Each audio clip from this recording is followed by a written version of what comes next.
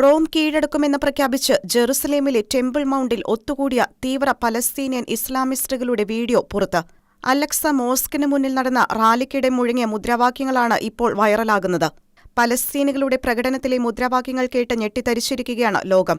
തങ്ങളുടെ യഥാർത്ഥ ശത്രു ഇസ്രായേലല്ല, ക്രിസ്ത്യാനിറ്റിയാണ് എന്ന് ഉറക്കെ പ്രഖ്യാപിക്കുകയാണ് ഈ പലസ്തീനുകൾ. ഖിലാഫത്ത് വഴിയും അധികാരത്തിന്റെ ഏകീകരണം വഴിയും റോമിന്റെ നാശം ഞങ്ങൾ സാധ്യമാക്കും എന്നത് തീർച്ചയാണെന്ന് തക്ബീർ വിളികളോടെ വലിയൊരു ജനക്കൂട്ടം ഉച്ചത്തിൽ ഏറ്റുപറയുന്നത് വീഡിയോയിൽ വ്യക്തമാണ്.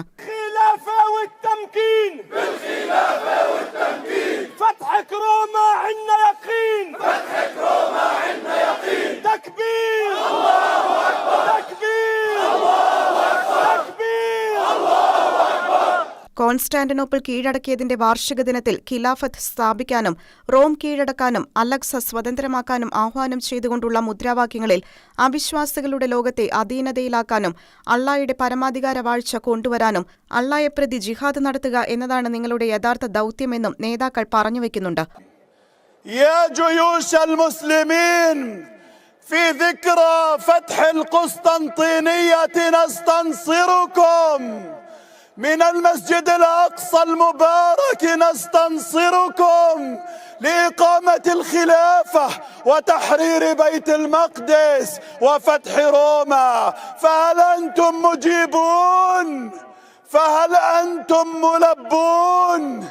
يا خير أجناد الأرض، أنتم جنود الإسلام وأمة الإسلام.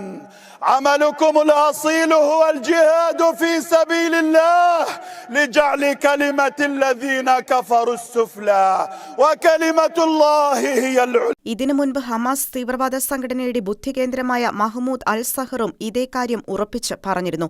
ലോകം ഇസ്ലാമിക ഭരണത്തിന് കീഴിൽ കൊണ്ടുവരുന്നതിനുള്ള ശ്രമങ്ങളുടെ ആദ്യ ലക്ഷ്യം മാത്രമാണ് ഇസ്രായേലിനെ ഇല്ലാതാക്കലെന്നായിരുന്നു ഹമാസിന്റെ ഉന്നത നേതാവിന്റെ വെളിപ്പെടുത്തൽ.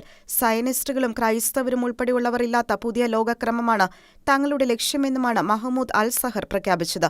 റോം എന്നതിലൂടെ വത്തിക്കാനെയും അതിലൂടെ ക്രൈസ്തവരെയും ഉന്നമിച്ചുള്ള തീവ്ര പലസ്തീൻ ഇസ്ലാമിക ഗ്രൂപ്പുകളുടെ അജണ്ടകൾ രഹസ്യമല്ല, മറിച്ച് പ്രഖ്യാപിത ലക്ഷ്യമാണെന്ന് ഇപ്പോൾ പുറത്തിറങ്ങിയ വീഡിയോ അടിവരയിട്ട് തെളിയിക്കുന്നു.